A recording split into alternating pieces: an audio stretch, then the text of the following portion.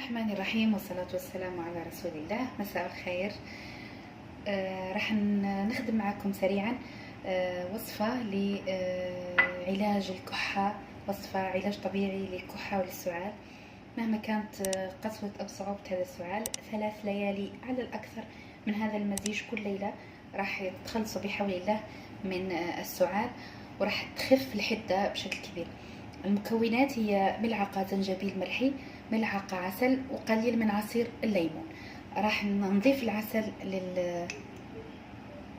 للزنجبيل،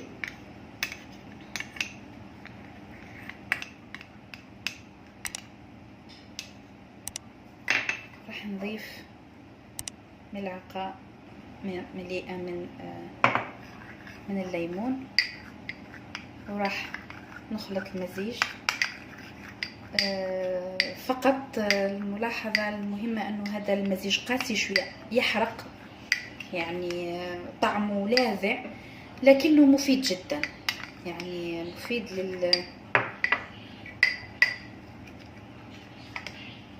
إذا حبيتوا تزيدوا له زيت زيتون زيدوا ملعقة من زيت الزيتون، لكن هذه هي المكونات الأساسية اللي هي عصير ليمونة ملعقة فقط، وعسل، ملعقة عسل، وملعقة من الزنجبيل المرحي. هذا هو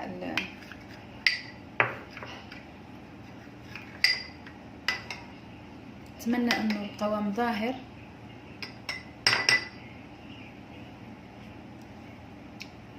هذا وقته حار، أنه الزنجبيل حار لكنه مقبول، خاصة إذا كان اللي راح ياكل ويشرب عفن كبير. مهم جدا، راح يعالج السعال أو الكحة في زمن قصير. نتمنى أنه تلقاو بهذه الوصفة العافية والشفاء إن شاء الله، وسلامتكم من كل مرض ومن كل بلاء.